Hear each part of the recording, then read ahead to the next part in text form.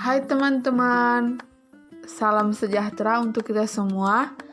Perkenalkan, nama saya Vini Alfionita, NIM D1A117363, jurusan Agribisnis, Fakultas Pertanian, Universitas Haloleo. Di sini, saya akan membuat video singkat tentang politik pertanian Indonesia dari zaman prasejarah hingga zaman kemerdekaan. Selamat menyaksikan. Pertama-tama, saya akan menjelaskan pengertian politik pertanian.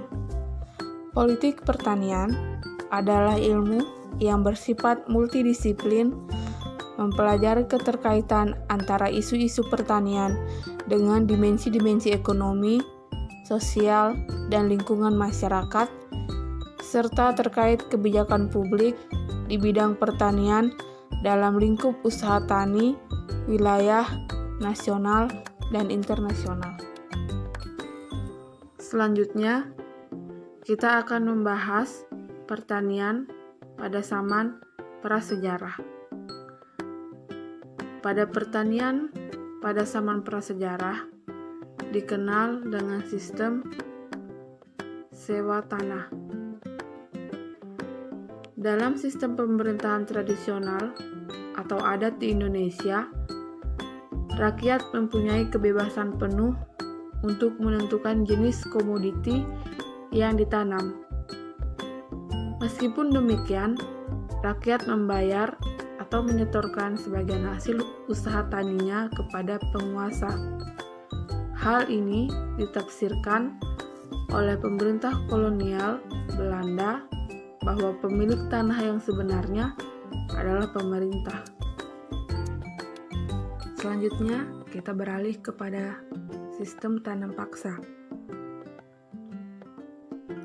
Tujuan pokok sistem tanam paksa yang diterapkan pemerintah jajahan Belanda pada tahun 1830 ialah untuk meningkatkan secara pokok kapasitas produksi pertanian orang-orang Jawa demi keuntungan pembendaharaan kerajaan Belanda.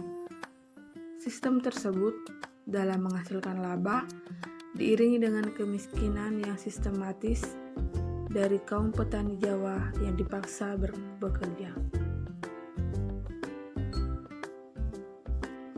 Pada pemerintahan Orde Baru, banyak mengalami pasang surut. Oleh karena itu, pemerintah pada masa Orde Baru banyak melakukan modernisasi di Indonesia. Modernisasi di Indonesia adalah menempatkan pembangunan politik sebagai subordinat dari pembangunan ekonomi. Pengalaman pahit pada masa demokrasi liberal menunjukkan bahwa stabilitas politik merupakan syarat mutlak bagi adanya pemerintah yang stabil yang cukup mempunyai waktu untuk merealisasikan program-program.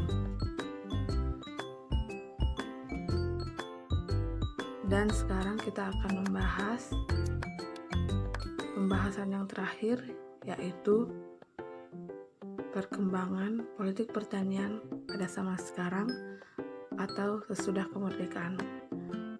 Pada zaman sekarang, politik pertanian di Indonesia memiliki tujuan untuk memajukan Indonesia pada sektor pertanian.